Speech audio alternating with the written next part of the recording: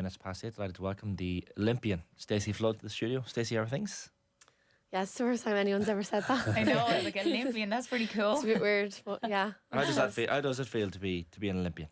I suppose like it doesn't really change you as a person, so it's just something that you've done along the way. But yeah, it is pretty incredible to represent Ireland at the Olympics. So, especially after the heartbreak of a couple of qualification attempts, like I think it's yourself and only a couple of others on the panel maybe that have been through all of those. Like that must give you a bit of scar tissue, but also plenty of motivation as well.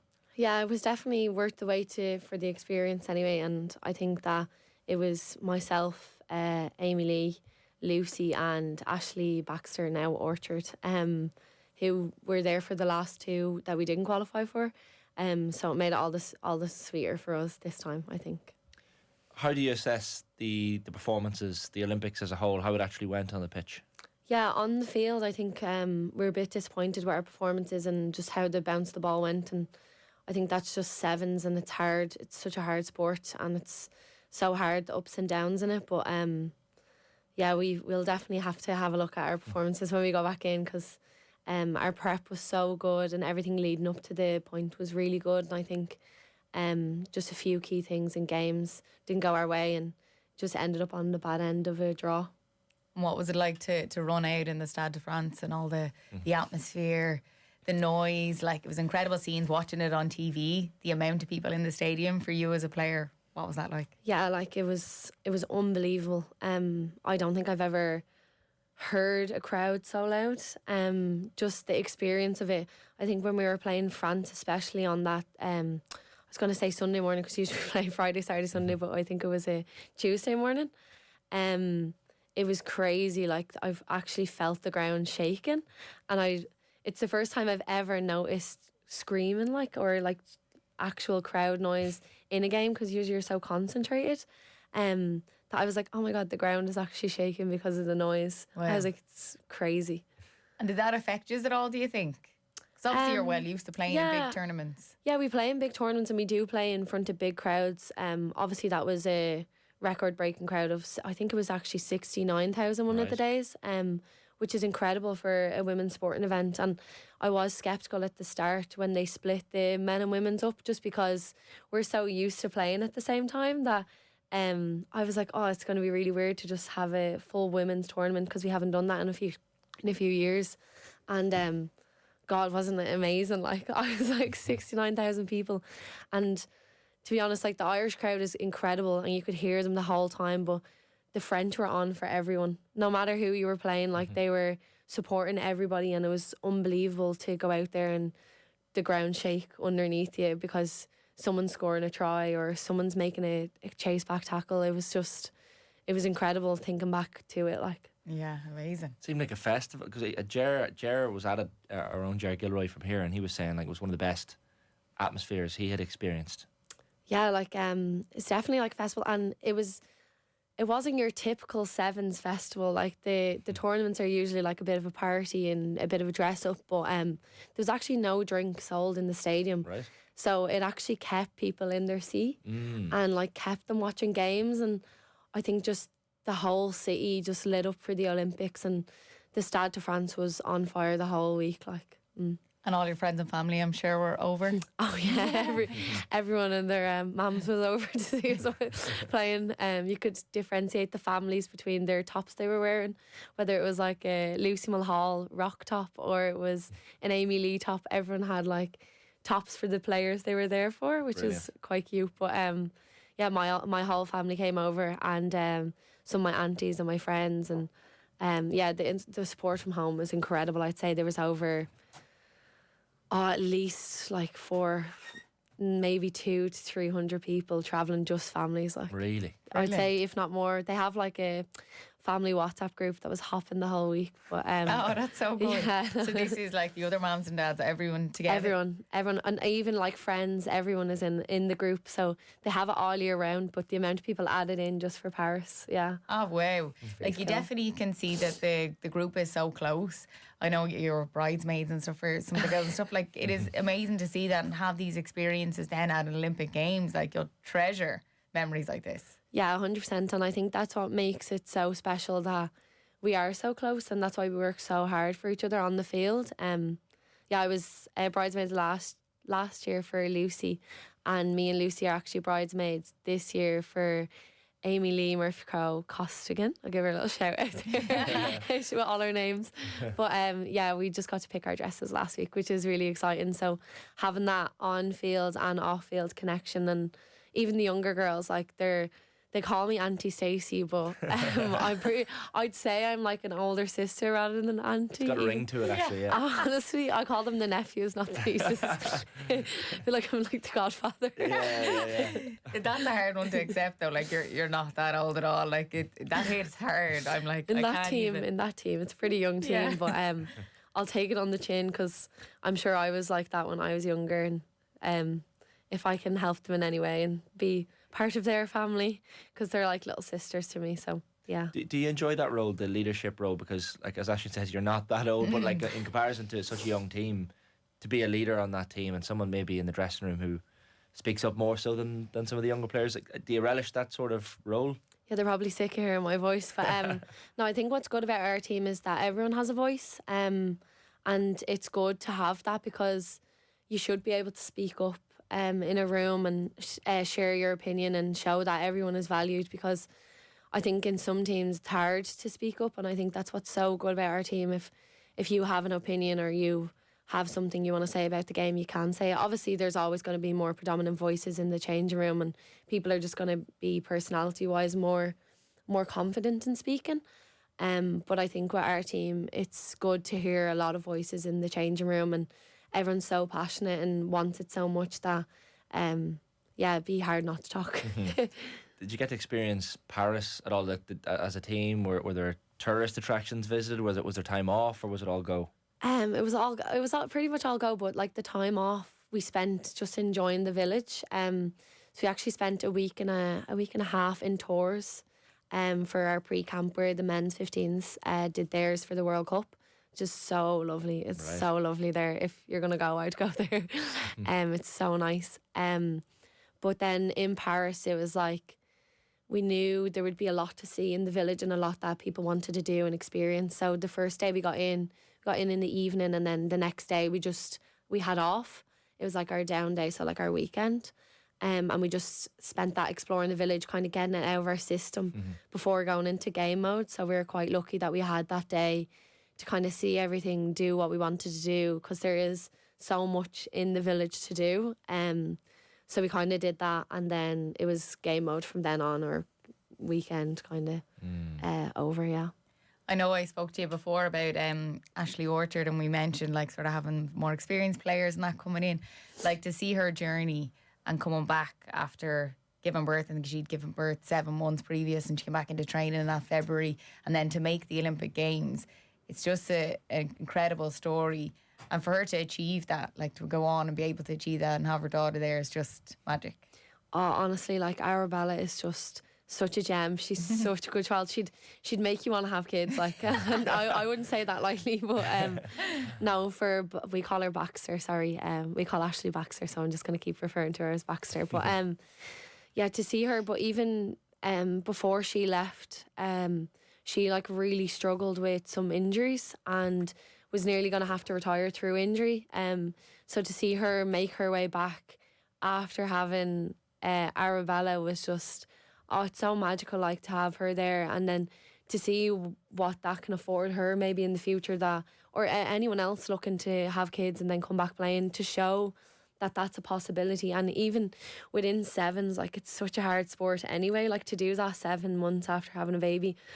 If there was anyone going to do it, it was probably going to be Baxter, to be fair. But to show that that's a pathway for women who want to keep playing, or who it's more sustainable to actually go and do, is such a milestone in the sport, and for women's sport and women's rugby.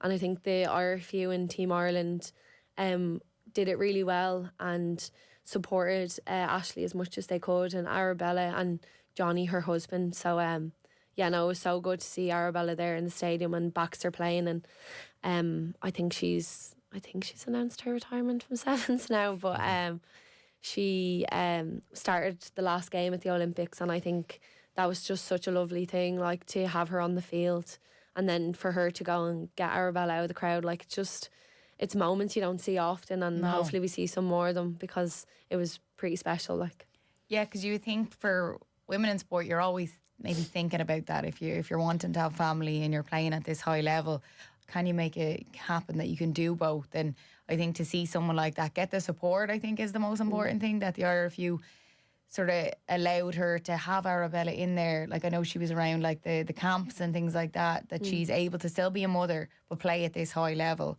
Like, I'm sure that's inspiring to so many now, that look, this is possible. You don't just have to quit.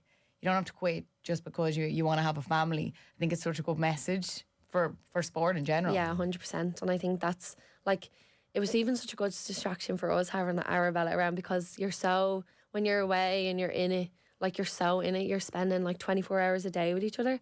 You're rooming together, you're eating together, everything's like planned. And like, we love that, but also at the other end, like, it is good to have like a little outlet. And I think Arabella was so great this year to have around in camps and on trips, because like, when you're spending time with her, that's all you're thinking about, because she's like the cutest baby ever. The first game, Stacey, must have been such a buzz, because South Africa were Olympic debutants as well. To get that big win, 38-0, and I think you scored a try in the second half as well. Like, that must have been, because you're full of hope at that point and optimism, but even just to get that first game nerves out of the way, get a big win and score a try as well, must have been nice. Yeah, I wish that was our first game. Oh, sorry. Under the radar, The first win, GB, yeah. we lost to GB, Yes. but no, the South Africa game was a really good game for us. Like, we just came into it. I think we kind of shook off our nerves a bit, and it's kind of like, right, now it's just a normal tournament. Like, we need to just get over this like Olympics and just go and play how we play. And I think that's what we did against South Africa, and it was great to get a 38-0 match against them. And then even our other games, like, every game was so competitive. Like, we were in every game, which even makes it harder, because the first game against GB, I think we were winning going into half time.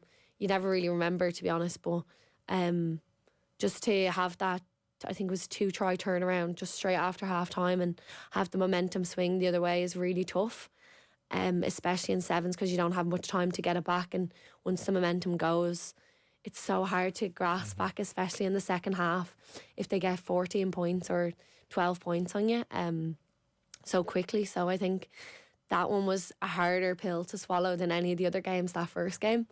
And I keep rewatching it and seeing what we did wrong. And I've probably watched the other games more than that one, because the first one actually is hurt so much, because we were so close and we really had that game in our hands, and we just needed to fire a few more shots for it to come off. And I think that's what's really frustrating about it. But that sport as well, like, it owes you nothing. And I think, we would have loved to get a win, but I think all the performances we put out there were really strong, and we stayed with France, we stayed with Australia, which are, bar this tournament, the top 3 teams in the world. They're within that. So I think we did ourselves proud, and hopefully we can come out on the series this year and get a few more wins on different teams, and really build as a squad now, because we have a few youngsters coming in, and for the next cycle, because LA 2028 will creep around really quickly for them. It's amazing, because the young players that you mentioned as well, like, so many of them are coming through. That must be so exciting. Yeah. Like, just to have that breath of fresh air as well in the panel, it really, really helps to keep the older players cool as well. Yeah, I think there's been a few due to come in this year, which is really, really exciting. And I think even our squad now is so young, like, the lengths that they could go to still, like, it's just amazing. Like, you have Erin King, who's going 21 next month, but she seems like she's been around for years. Like, I think she's already after 20 caps, and she's not even 21. Like, Right. Yeah, so I think there's so much potential and growth in that group, and I think there's just it's limitless what they can do. Yeah, Because Olympics wasn't, I remember speaking to you before in here, and Olympics wasn't on your radar growing up. Like, obviously you would have watched it, but as something that you aspired to take part in, like, presumably Croke Park was probably more on your radar, like, with the EA background. It wasn't really something that... Still haven't got to do that yet, but maybe one day with a rugby team in Croke Park, we'll see. No, 100%, like, Croke Park was my Olympics, but I suppose that's what happens when you get led down a path and you kind of just follow a journey, and this is where it's ended up where I've been.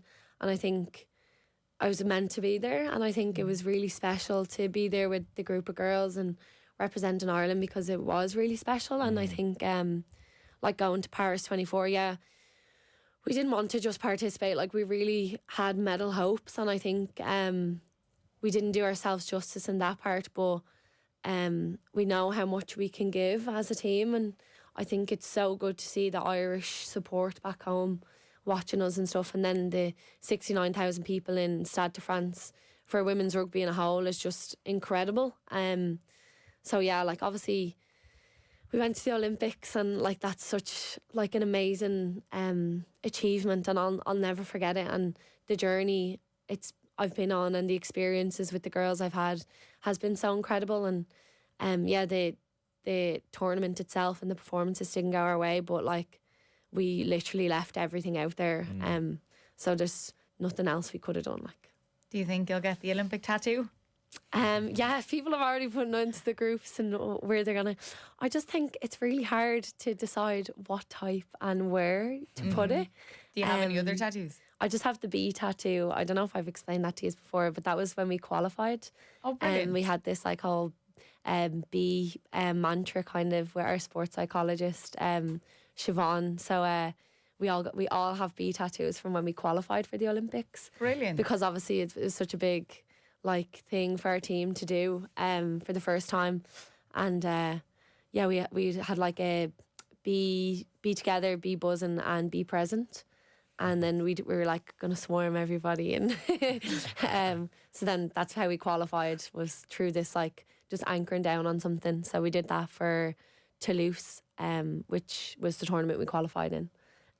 So we all have B tattoos. Then you have to Oh, get you the have rings. to back I it know, up yeah. then. I just don't know where to get them or what type, because there's like colour. I don't think I'll get colour, but there's colour or skinny lines or thick lines or arm or leg, or there's just so many options. It's too hard. I think it all go together. Yeah, I don't know. We'll see. Yeah. We'll get it done in Los Angeles, maybe.